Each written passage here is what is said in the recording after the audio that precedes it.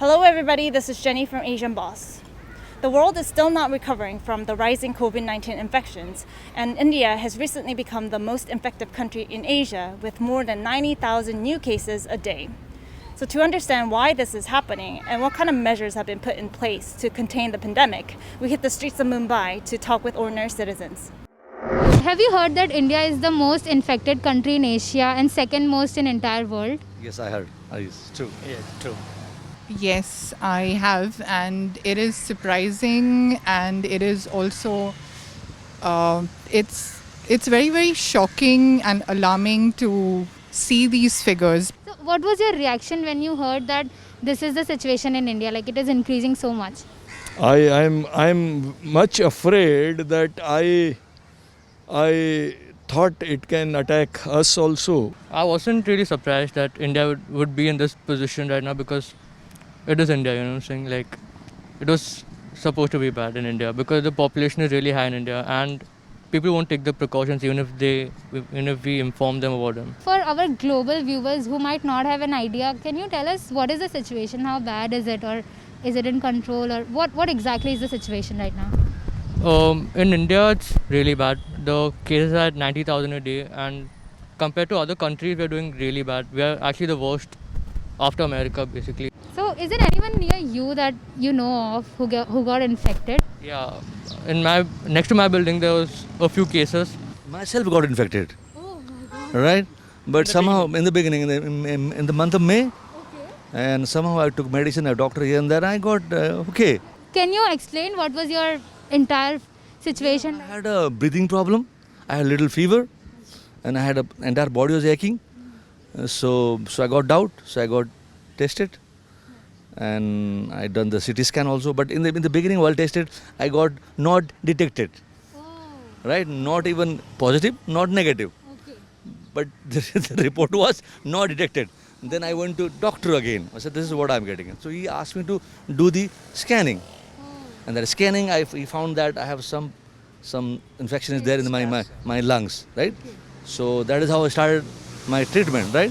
It took almost 1.5 months. I started taking medicine, a lot of injection, this and that. The doctor knows what medicine they given to me. I don't know that. But within 1.5 months, I was okay. What exactly is the government doing right now, according to you, to stop the spread of COVID in India? Actually, they are not doing anything. Honestly speaking, they are not doing anything. Like, because I stay here and like near Danpada or something, that area, there were police who used to see.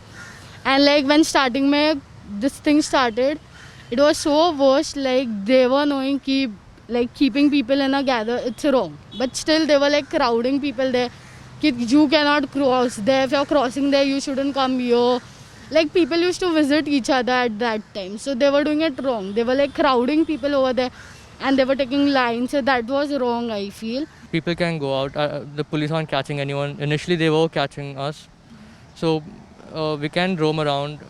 I think till 7. After that, the police start catching people. And basically, the metro cities, they are affected the most.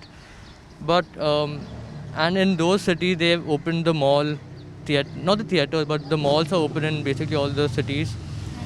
And Despite being such high cases, they've opened the malls. We have unlocked the city with a few relaxations, and so the government has made it mandate for restaurants or for banks or for the places that are open to keep a bottle of less sanitizer. To have each and every person who enter the premises wearing masks, and to have social distancing actually practiced. The trains are also like functional, but they're only for the essential workers. It is not open to the general public, and by that I mean that people who really need to go to work. For example, like what kind of people are considered as essential workers here? Essential workers is the medical team that's doctors and doctors, nurses. So, what do you think is the reason that there is a huge increase in infection number in India? Personally, what do you think is the reason? Reason might be people like me who are not wearing mask and then not nibhaving social distance stuffs, and like we are being selfish right now, like roaming with our scooties and bikes out. So I think so we should wear masks, we should use sanitizer, and we should listen what Modi ji is telling. Poor healthcare, the poor healthcare in India, that's the major reason. And basically this virus doesn't have a vaccine. That's the major issue. First, very first thing is that we have very large populated country, right? And social distancing was not in our book. Especially the poor people, one house, one room, 5-10 people living together. Obviously, people get connected, and that's how the entire this thing is gone up. That's what I feel. So one is density of population. So I think there are a lot of people in limited amount of spaces, whether within a city, within a town, within a district, whatever. So that is one. Number two is I think there's a sizable number of people who've come from abroad, possibly where this virus has come from, right? I mean, that's what we've been told. So who've come from abroad and who till recently, I understand, were still coming into the country on evacuation flights or whatever. I honestly tell you now, I feel it was all fake. I feel it because it's a money-minded thing right now. Like people, hospital are earning through that only. Right? Do you think the pandemic is fake? No, starting mein it was kind of real in US and all of those stuffs, but right now it's like all are planning to make money through this thing. Because like recently one of my friends, she lost her dad. So it's a kind of a money making business. I've heard. What was fake? Like what exactly do you think? He got admitted and all of those stuff, and like while he died, and then uske baad they showed him COVID positive stuff. So like I've heard aisa ki people get money like from government, hospital gets something 1,50,000 for a patient to show ki karke ye COVID hai ki nahi. Aisa I've heard. Yeah. So yeah. You think it is safe to come out, but it really isn't. But people are willing to take that risk and aren't afraid. They've been in for so long, almost 6 months. So people are headed out and about their chores, going to meet their friends and family, and are ready to take that risk of COVID. So why do you think people are now, despite of this number which is continuously increasing, why are people still taking the risk of coming out and moving around? It's been the frustration really that everyone has been at home, pay is bad, everything is really bad currently because of, apart from entertainment and everything, not much work can be done. You're stuck doing your household chores all day, and that really takes a toll on your mental health. So you need your friends and family. You can't FaceTime all the time. You really need that face-to-face interaction in person.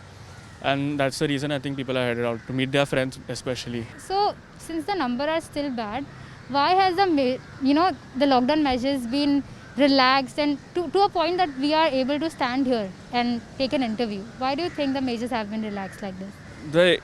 They opened up the phases, unlock phases were taken because of the economic reasons. India couldn't handle such a loss currently. So due to that reason, everything opened up. And I think so personally, it's a right choice because how long can we do this? Choices we make now take a big toll in the future. So if we didn't open up the economy in time, a lot of companies would back out from India.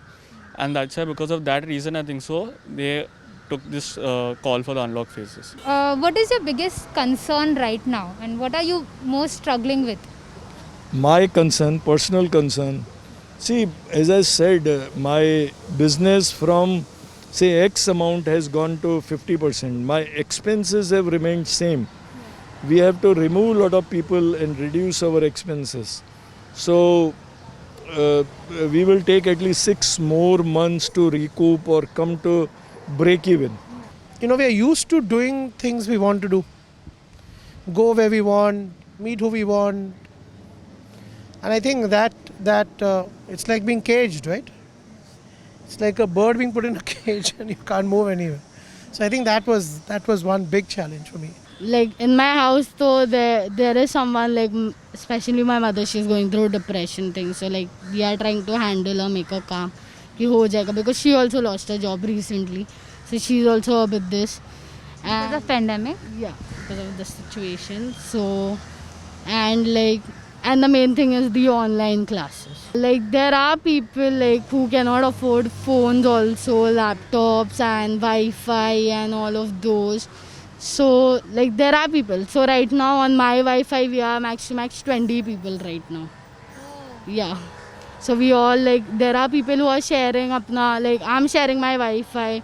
There's my neighbor who's helping people out with her laptop.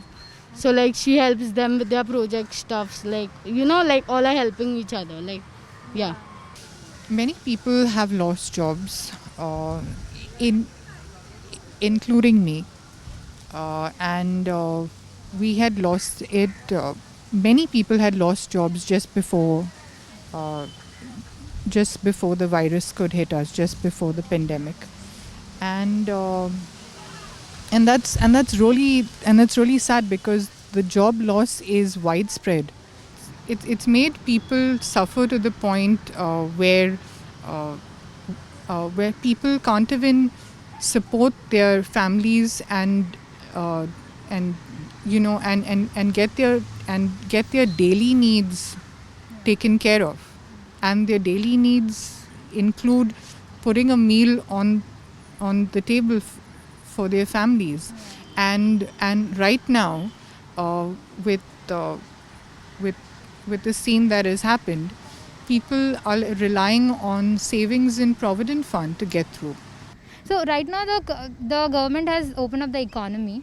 So what do you think? What is more important, economy revival or healthcare, public healthcare? I guess the economy was anyways falling for India regardless of the COVID. It has been falling since last year, and I would say the economy needs to be revived. The number one thing should be public health, because if you don't take care of public health, you will not be able to save your economy. And first thing is your health. Only if you are in the best of health can you actually go out and work and bring income. Economy is more, it does more good for the people in general. How far can you go helping the public if you don't have funds to help them? At the end of the day, money is what helps you. So if you didn't open up the economy, I don't think so we could have done as much as in helping the COVID cases. You have to balance the two, because public health is very important, and I think a lot of measures have been taken. Normally this place would have been full of people. Now there are not many people here, so people are listening at some level. And the second thing is the economy has to work, right? People have to move. Everything cannot be working from home. When you need to buy something from the shop has to open, right? Or you need to call someone and they'll deliver it. For that, someone has to be there to work the place.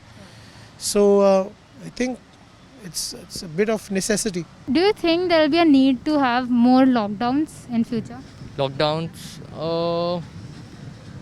if the cases are still going to rise like this, in the regions where it's really bad, they'll have to have a lockdown if they want to prevent the spread of the disease. What side of things do you think should be implemented to control the virus? I guess they need to basically take if they are getting out of their house, they need to take the proper precautions, wear mask, be sanitized, and try not touching a lot of stuff. So I think so everyone should do their part by taking precautions, and if they do so, that's the only thing that will make this go better. People will be able to work, and the unlock phases can continue if people only take precautions. Because you can take precautions and work, it's possible. It is being done currently. They have been doing it. My parents are also going to work in their phases. They have schedules, and they're taking a lot of precautions and stuff. So that's the way it should go ahead. Government is a secondary part, right? First of all, you have to look after yourself, right? Because in such a huge country, huge number of population, people has to care themselves. They have to look after themselves. And if something happens, and then later on they can call the government or they can reach to the government, whatever it is. You have to take care of yourself. That is there. We want to thank all our interviewees for their honest opinions. What kind of measures have been put in place in your country? Are they working or not? Feel free to share your perspectives and stories on our free community platform, Mugyao, where you can meet other intellectually curious people from all over the world.